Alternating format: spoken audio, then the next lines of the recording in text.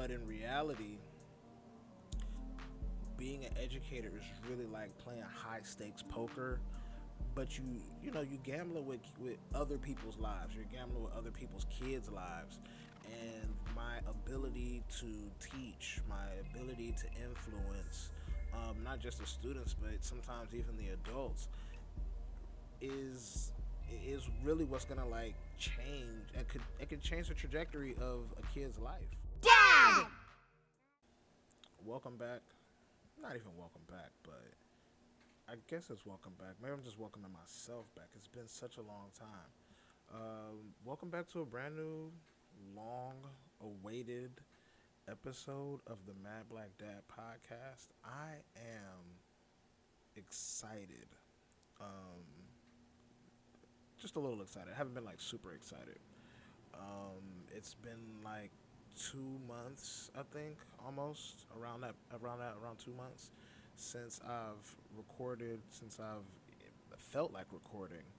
I started the new year, or maybe I think I just ended last year with the episode with Dom, and I thought that was a lot of fun.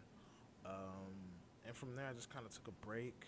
I I don't want to talk unless I have a lot of stuff to talk about, and I do find it really important in terms of like being a podcaster, I guess, or a content creator to some extent, of being like consistent. Um, but I think more importantly, you gotta have your ducks in a row. You gotta have your stuff together, and if we're being really honest, I did not. I did not have my stuff together. Um, and right now I'm in a space where I'm actually still getting my stuff together. I'm trying to figure it out, I guess, day by day.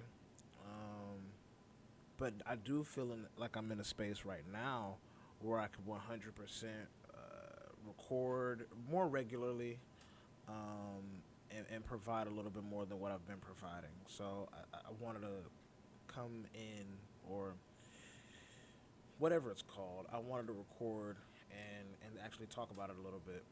For starters, work is wonderful. I love my job. Uh, but if we're being honest, I'm surrounded. I found a good core of people that I really trust and I feel really strongly working with. But it's been my first year it's my first year as a school counselor. Like, just having this role, I've had the license for some time, but this is my first time being in the role, and I've been met with several challenges, and I think at this point I'm like, damn, I'm starting to see, you start to see where you need to improve, and that's exactly where I'm at. I'm like, okay, I know my stuff, but there's so much more that I need to learn, and I've talked to my friends and family about this on the side.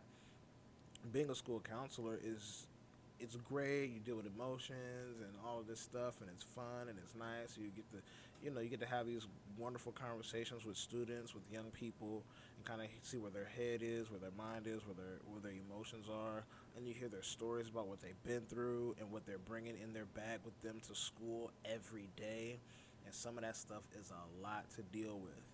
Um, and in any school building, because it's not my specific building at all, in any school building, you're starting to deal with like policies, different rules and things that the principal or the admin want to kind of implement within the school, and all of that is normal and all of that is fine.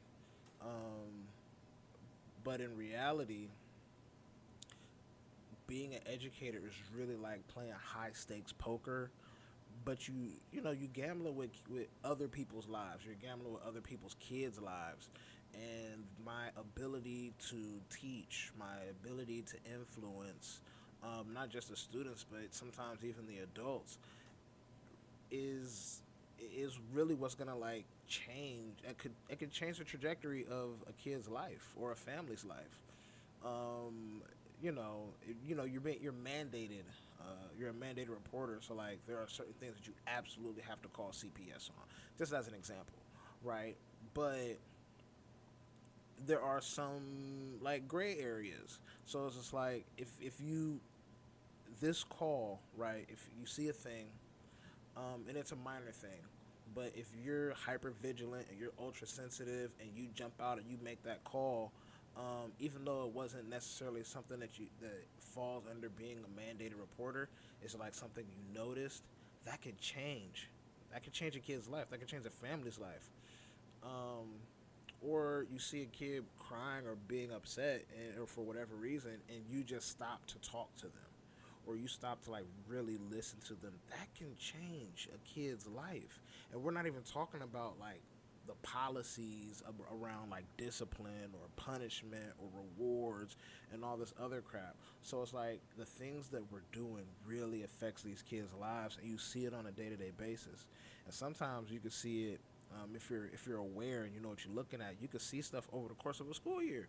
What this kid looked like when we first got here versus what we looking like 3 months in, what we're looking like half the 1 year, half of the year, because really we're at the 3/4 mark. We're almost done with this school year. But like I could look at a kid that I saw on day one. I had just met them and they were the first, this is their first time in the building, and I can say, dang, you've changed. Or maybe these adults have really gotten to you, or maybe even some of your classmates have gotten to you, and it's affected you positively and negatively. So it's a little bit of both, and it's crazy.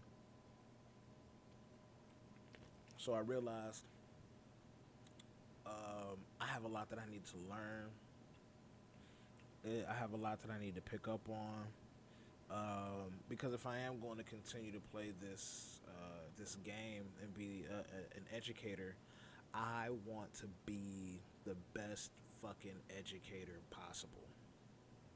I want to be that educator when you know, when your kid say I'm in your kid's building.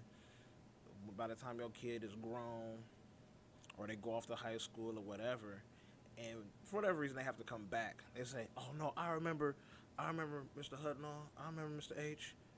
He did this for me. I'll never forget him. He the reason why I did blah blah blah blah blah." I want them to be able to look back and be like, yeah. Or, um, you know, just whatever. I want to be that change, and I'm okay with the fact that the way education kind of works is you probably aren't going to see that. You have to have a real sense of delayed gratification, um, because you're probably not going to get that thank you in the moment. You may not get that thank you at the end of the school year. You may not get that thank you in 2 years, 3 years, it might be 5 years. I don't know how long I really want to be a school counselor or in education in this capacity. I don't know how long, but no matter how long it is, I know that I want to make sure that I have that lasting impact. And I want to make sure that can nobody ever get me caught up, or say I don't know my stuff, or even assume that I don't know my stuff, because at every juncture, at every intersection, every point, I know that I got it.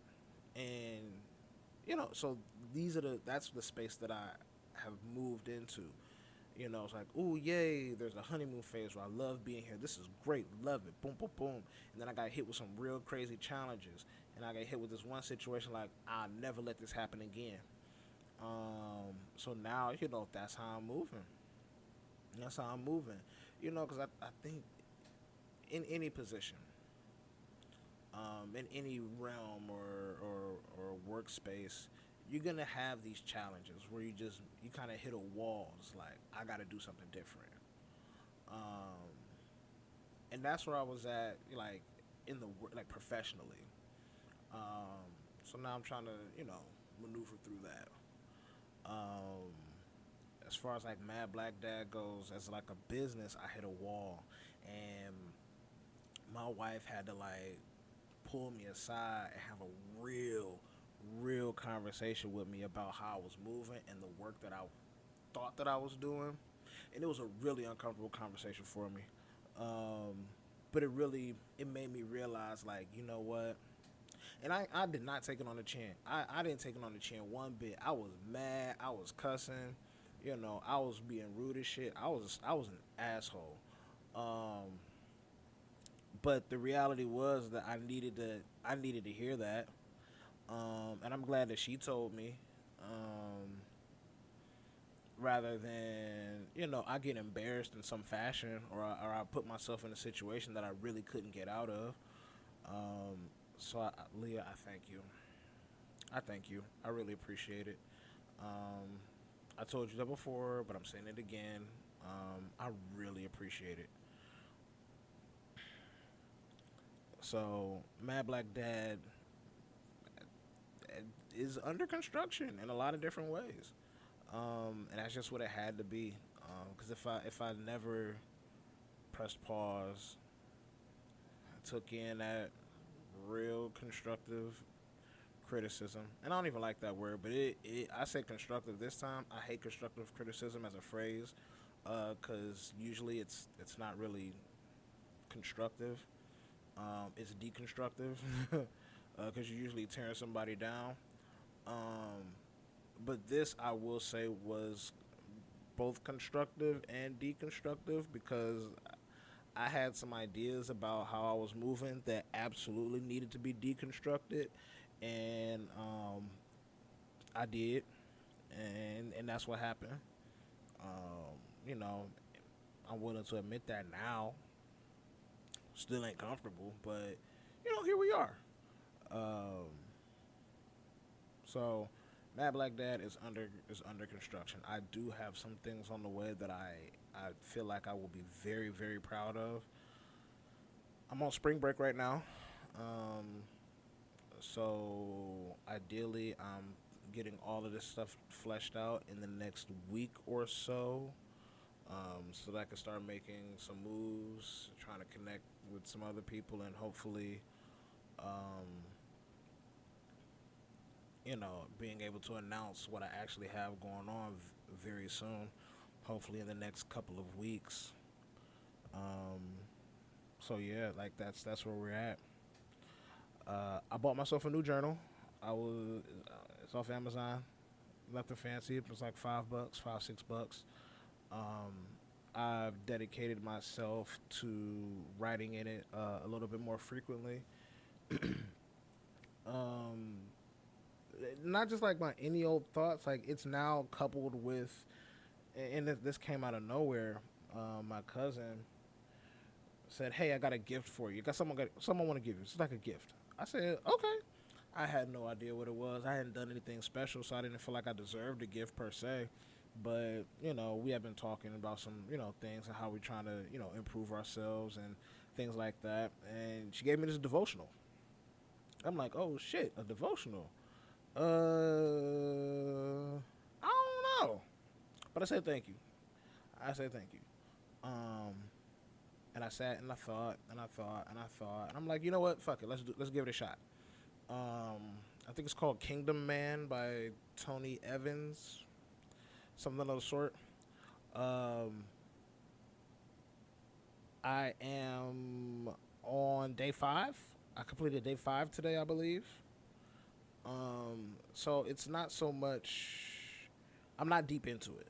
I want to say it's like it might be like 90 days worth, but I'm at like day 5. Um, and that's kind of what one of them is what I really wanted to cover while we talked today. Because it kind of and I think it was only like the second day that I was reading. I'm like, oh, okay, so this is what we're getting into. So I'm gonna skip over like the story of the devotional. I'm not gonna read it word for word or anything like that, but I did want to kind of reflect on it. So the format of the devotional is like you'll get a quote from somebody, usually somebody like mildly famous or at least notable, and then maybe like 3, 4 paragraphs, with like anecdotal story that kind of ties into, the overall topic for that day. Um, and this is what it was, or at least these are my notes from it, right? For day 2. And it's very Christian, but if you are not a Christian, replace God with, you know, whatever it is that you want to, replace God with or Jesus with, things like that. But here's the message: God has a standard. Um, he has a standard set for our lives, and sometimes we lower our standards in order to just satisfy ourselves. We're going to give ourselves this gratification that we feel like we need or we feel like we deserved, or at least that to satisfy this gratification that we wanted. So we lower our standards so the job is a little bit easier. But the problem is when we lower our standards, we basically are lowering the standards across the board, and we're lowering the standards for everything else that is connected to us. Um, so the point is that we need to maintain God's standards or your higher power standards, the grand architect of the universe. We need to maintain those standards. And again, if you're not a believer or anything like that, or religious, you're just spiritual, then you just want to say, you want to keep these high standards. You don't really want to lower your standards because, again, if you lower your standards, you're lowering all the other standards in the process. Everything else gets lowered across the board. So basically, when we cheat ourselves by lowering the standards, we're only hurting ourselves. And, well, not only, but I'm rambling. So after that, after you read like the little story, you're given 3 prompts. So, you know, quote, anecdotal story, 3 prompts that, of course, that coincide with the story. So, here are the 3 prompts, and then, of course, I'll go and give like my response. But it's stuff that I really want you to think about. First things first, or number 1. In what areas of your life have you lowered the goal or lowered your standard? Number 2, are there any pursuits or possessions that have distracted you from the standard of God's kingdom, or just that high standard that you have set, again, for everybody? And then the third one is, what scripture can serve as your reminder to pursue God's kingdom today? Those are the 3 prompts. And I'm gonna share my 3 today. So the first one: in what areas of your life have you lowered the goal? And you know what? I'm just gonna say, I, I did it at home, and I did it with Mad Black Dad. I allowed myself to fall in like these real laissez-faire roles and routines in life and in the house where just stuff wasn't getting done, and I was just, I'm okay with that. And it really started jacking everything up, and I could see it in Leah's frustration with me. But the scarier part is, maybe not scarier, but a also scary part is, I saw it with Dom. Oh, I saw it with Dom. And Dom would like have this same laissez-faire thing, like just from small stuff to even some of the bigger stuff. And I'm like, oh no, like I am contributing to some of this behavior. And don't get me wrong, like Dom is 6, so he's still, quite the young boy, but I know that he's watching me, and I know that the things that I'm doing, he is modeling, or I'm modeling, and he's, mirroring. So, and it's coming out in like different spaces. Something as simple as where I take off my shoes and put my coat. He's doing the same thing, and I'm like, dog, you gotta hang it up. And I'm like, you know what? I need to hang it up. So if I'm hanging it up, hanging up my coat and put my shoes in the right area, I know that he will too. I have to model these. I have to be the example. But then sometimes I see it like in his schoolwork where he is he's working and he might be moving too fast or he just kind of overlooks things. I'm like, nah, I know that comes from, I know he's kind of getting that from me, just not a lot, but a little, but enough that it's like I see that, I see that, you know, questions like that he knows the right answer to because he's fast, he's quick. If we're talking like math facts and stuff like that, he's answering them pop pop pop pop pop pop pop. He can get it right. But some of them he's just like, okay, what's 12 plus 7? 20? No, no, no, it's not 20. You know it's not 20. Why would you say 20? Oh, it's 19. You know, like, but he be saying it so fast, and I know that he's like predicting it, and he's trying to, be on the be quick, but at the same time, we gotta be right. You can't just be quick. You gotta be right. And more importantly, you have to be right. It doesn't matter how fast you are if you're getting it wrong or if you're messing up. Or, sometimes he gets a little absent-minded. Again, some of it is simply because he's 6. But also some of it, because I be absent-minded too. Like I walk and sometimes I just feel like I be floating through the house or I'm wandering around like, damn, I ain't even getting nothing done. I'm just floating. And it's because I wasn't focused. And sometimes he just don't be focused either. So, a lot of that is like I need to slow the hell down, and I need to dial in, so that I'm continuing to set positive examples for him. And then as I set these examples, um, and just continue to model, he's gonna fall in line. He's gonna start copying and doing the things that I'm doing, and that's what I need. And that's what I need to, make sure that he always has sight of. And that can be like a struggle sometimes, especially if I get in my own head about things. And it's not that I'm not allowed to get in my own head. I'm definitely allowed to because I'm a human, I'm an adult, and things like that. But I also have to remember that it's not just me. It is not just me. It's me. It's Leah. It's Dom. It's Dion. I have to stay tight. The second one, are there any pursuits or possessions that have distracted you from that high standard? And I said that I don't really have like material possessions or anything that holds me back.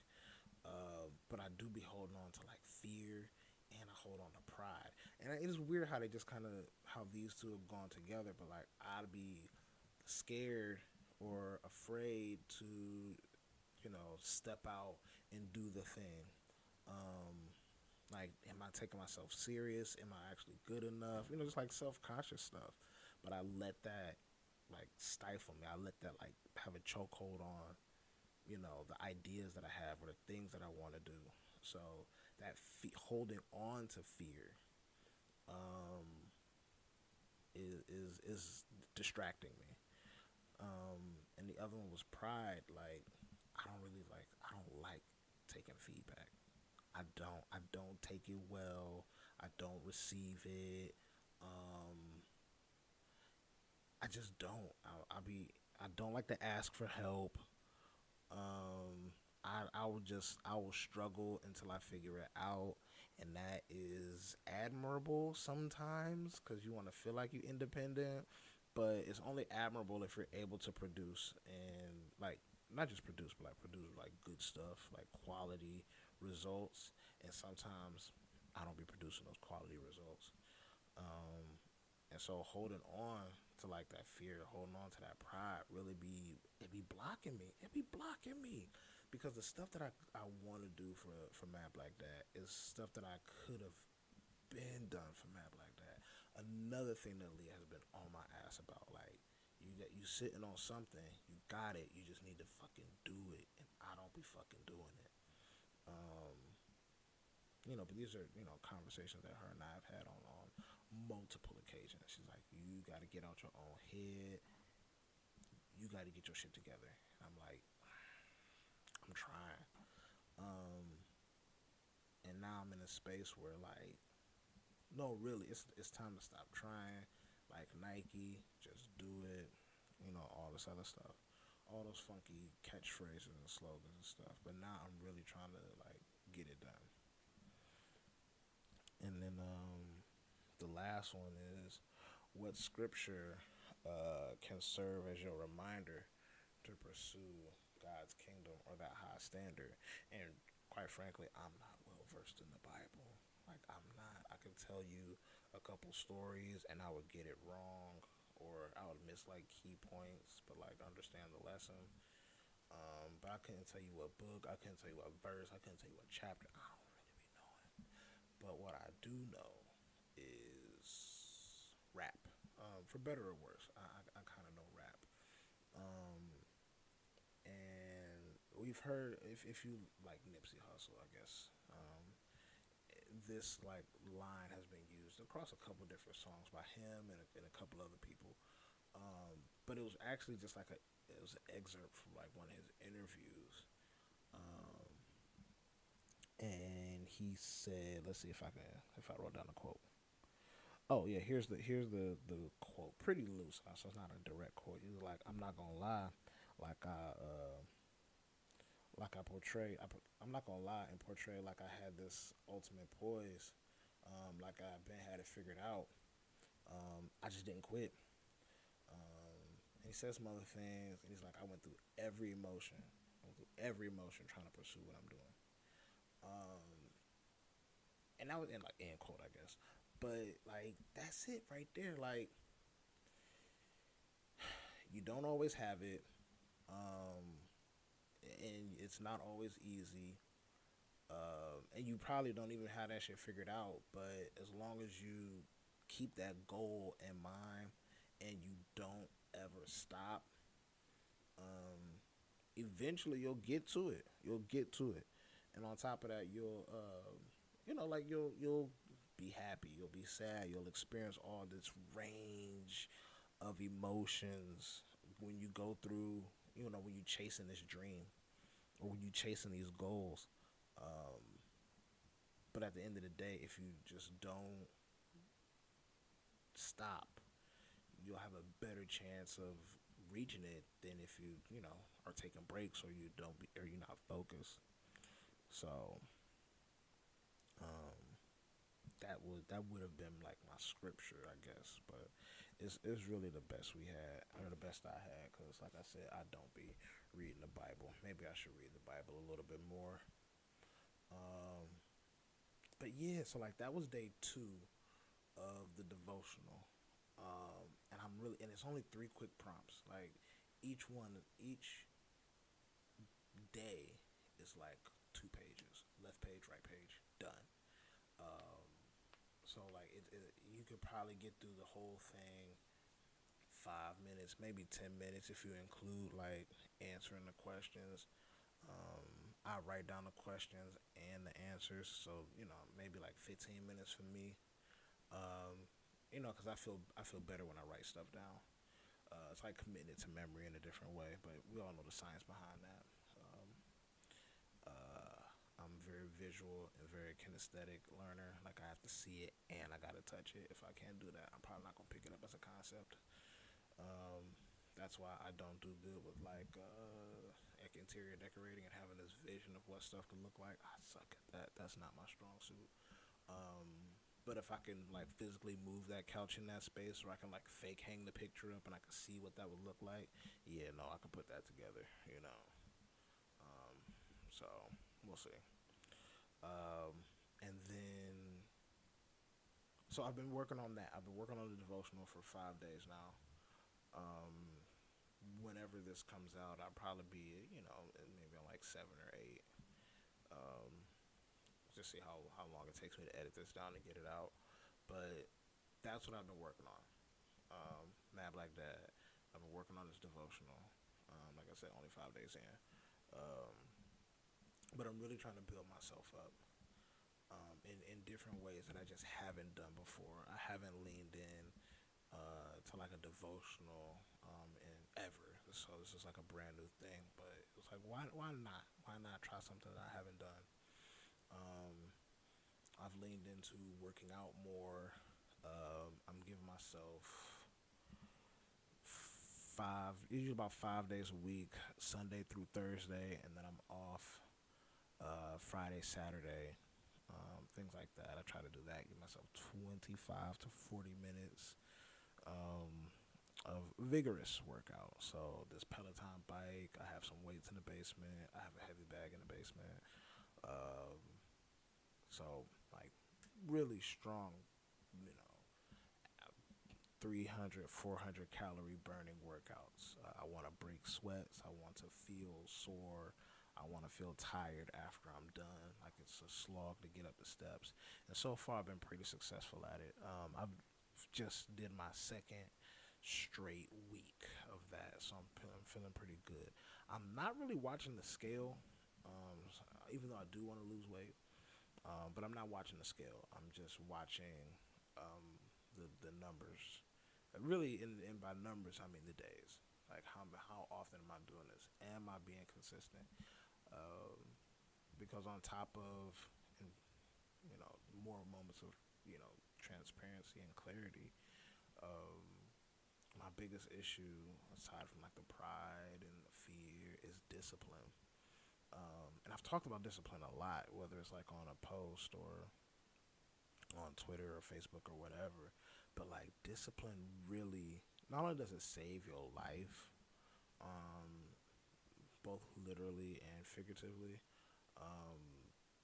but it just makes you a better person. And I think, you know, as men, and as dads, we gotta be more disciplined, because that's really, I think that's kind of one of the like I guess one of the pillars, I guess, of like parenting and you know, manhood, is being disciplined. And I think discipline works for everybody, but you know, I think for men and dads, specifically, like your discipline is almost everything.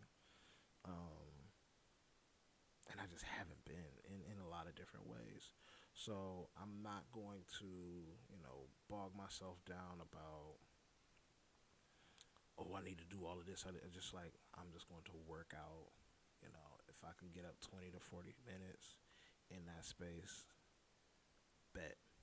And I want to, you know, let's get this ball rolling. And then as I get more consistent with that, then we can start stacking on other things. All right, boom, we're going to start eating better.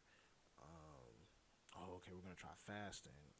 We're going to try this. And, you know, but I just need to get like some routines down. Just boom, boom, boom, boom, boom, kind of get the snowball rolling, before I start picking up some other stuff. So, you know, that's where I'm at right now, and I'm hoping to continue that. I'm hoping to grow that, as we approach this Easter Sunday. I know it's, you know, I don't even know if we're gonna like cook anything lavish or anything like that, but like I need to work out.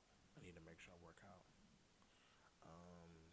Spring break, I'm on spring break now, so like all next week I'm not gonna have any work. Well, I'm not gonna have to go to work, but like I still need to work out. So where I normally work out in the evenings, I need it out to pick it up, probably work out in the mornings, just because I can do that now, and I can feel my day in a different way. But the only thing that matters is I get that shit done. So yeah, I'm reading more audiobooks. I think I'm 2 books down. I mean, it's not really much, but I'm 2 books down. I can't remember the first book. I'd have to open up the Libby app to figure out what that first book was. But I also read The Alchemist. Um, you know, all them little people like, oh yeah, the Alchemist was super important, and the Alchemist changed my life. Blah blah blah blah blah. I love the Alchemist. Every man needs to read the Alchemist. I'm like, you know what? Let me see what all the hype of it is about. Because if I open up this book and it's another 48 Laws of Power, which isn't that bad of a book, but I think that book is like, if you really devote yourself to living by the stuff in that book, you can really be a tyrant. You can really be a tyrant if you don't know what you're doing. But I don't know. We'll see. whatever. But it turns out it was not 48 Laws of Power. Turns out even more so, it was a novel. It was a novel. Um, a novel though that also aligned with where I'm at right now about chasing your dreams, having these standards, and never really giving up. So I'm not really going to go through the synopsis of The Alchemist. I do recommend it, I guess. I'm one of those people now that has it on their recommended reads. I listened to the audiobook. It was a pretty good audiobook. I think it was a 4 hour listen, and I did that in like a day and a half. Like, I just had a lot of time to listen. So I got through it. It was really good. I recommend it. I recommend it. Um, but I did. I went through that. So, and the second book, the book that I'm listening to now, is about a girl with no arms, and she befriends a fat gay boy and another boy that has Tourette's, and they live at an amusement park. Well, the girl lives at an amusement park. It was pretty interesting. My coworker said it was a really good book, and I just thought the cast was weird enough to listen. So I gave it a try. I'm kind of enjoying it. I'm about halfway through. I think I'll post the names of it, of both the books and stuff, in the description, because I can't remember the name of the book. It's something about a cactus though. Um, Whatever, but it's enjoyable. I usually don't do novels, but now I find myself doing. I found this one to be good. Um, so yeah, that's where I'm at now. Like, I want to grow in a way that I haven't, not even grow in a way that I haven't grown before, because that's what I was about to say. But I'm trying to do things differently than I've done before in terms of growing. And I wouldn't say it's too much different. I'm still journaling. Journaling is all the same. Um, but I have a different method to journaling. So now, instead of just writing my daily thoughts, now I'm following. I have a little bit more structure to it. Um, I wasn't reading as much, but I still like to read every now and then. But I was almost doing like exclusively self help books. But now I'm opening myself up to novels. So, like, let's get some inspiration. I've been listening to different podcasts than the normal toxic ones that we all listen to or all pick up news from. So just trying out some different things. I'm trying to put my head in different spaces. Um, because I think I've talked about this before as well. By and large, we are going to put out the same stuff we take in. And we usually talk about that in terms of like food. So if like you have a trash diet, you're probably gonna, not that you're gonna live a trash life, but when you go to use the bathroom or when you sweat or where your body feels, that's the output. Um, so I think that's also connected to like the stuff that we listen to or the stuff that we read and the stuff that we're looking at. So like I'm trying to kind of change my own algorithm by taking in some different things and listening to different things, watching different things. Because if I do that, maybe the stuff that I put out into the universe will also be different, a little bit more positive, a little bit more holistic. And so far, I'm not going to say that, oh, yeah, everything is great. I think, and unlike TikTok, Twitter, Instagram, it takes quite a bit to change the algorithm of your life. And that's where I'm at right now. I'm in this process of trying to change my life's algorithm. Because I was taking in a whole lot of nothing, a whole lot of trash. Musically, from stuff that I was watching, I wasn't really reading. A lot of the podcasts that I was listening to wasn't really providing much of anything either. But like nowadays, I'm trying to align myself with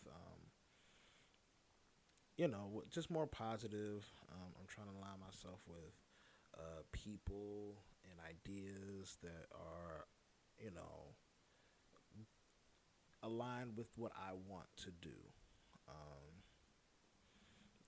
and it's funny in both um, in the Alchemist, and I'll say this as like a tidbit.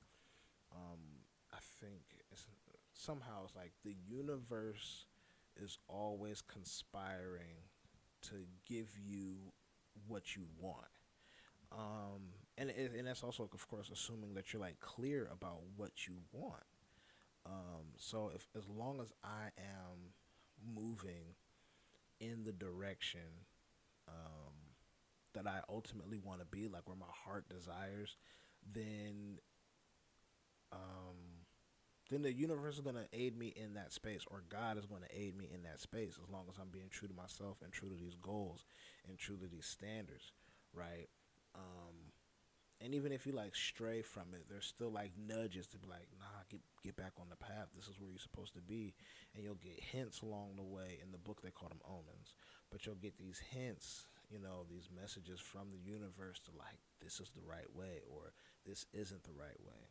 Um, but you know, just certain things you had to do. You had to be prepared. You had to come with your A game. You couldn't like half-ass it. You had to have your shit together. You needed to be prepared for whatever was ahead of you. So if it was like a long journey, you need to have the proper tools for this journey. If it was a certain thing you had to do, you had to have you had to be prepared, because the further you go, the closer you get to your goal, and the longer you're on this path to your goal, you're going to be met with challenges. You're going to be met with obstacles. And the closer you got, sometimes the more treacherous it would be. Um, not to say that every time you're going after a goal, you're risking your life, but every time you're going after a goal, you are risking something. You're risking time. You could be risking relationships that you thought were, beneficial. You could be, risking, could be like the money that you have on you. Because in the story, the main character got tricked, got robbed, got beat up, they stole from him. So it's like, all of these things are going to be set in your way to discourage you, but you gotta keep going. I had listened to this other podcast recently, and this woman I feel like she's a well-known podcaster, um, was talking about like, she's pouring everything into her content. She's pouring everything into the work that she was doing. That like, she just didn't have no more money, and the money wasn't coming. So and there's certain things she had enough to like take care of herself, but there's things that she wanted to do, and she just simply did not have the money for. But because she stayed true to her goal and she kept talking and kept, moving in that direction, there was just like several things that just lined up. They lined up for her, and the episode lasted about 50 minutes or so. Um, but she said that the situation had spanned like 2 years.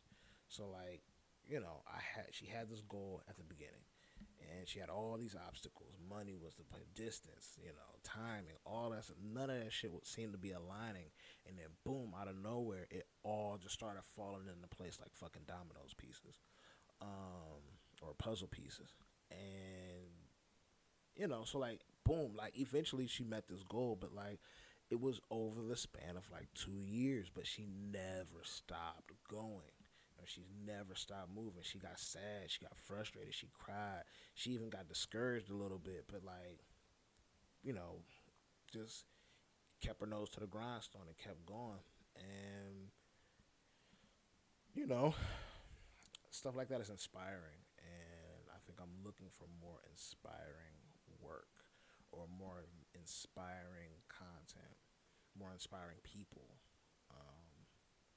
So that's where I'm at. I hope y'all listen to this, because my message to you, of course, is, don't ever stop. Because I'm not going to stop. And really, I'm actually just kind of picking back up where I did stop. I stopped. But I felt like my stop was not like a quit or a give up. My stop was to like, let me focus and let me get my stuff together to prepare for the next part of this journey. Because I was off the path a little bit, maybe even a lot of it, but I know what I want to do.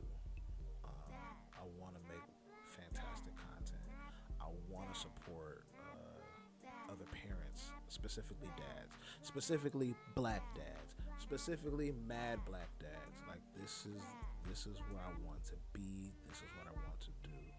So with that said, you will be hearing from me more frequently. You will, of course, be hearing from Dom much more often as well. And please look out for more dad content from me, more parenting content from me, and in everything else. Just look to see much more of me in the rest of this year and beyond. I really appreciate y'all for listening. I'm back. Thanks for listening to the Mad Black Dad podcast, y'all.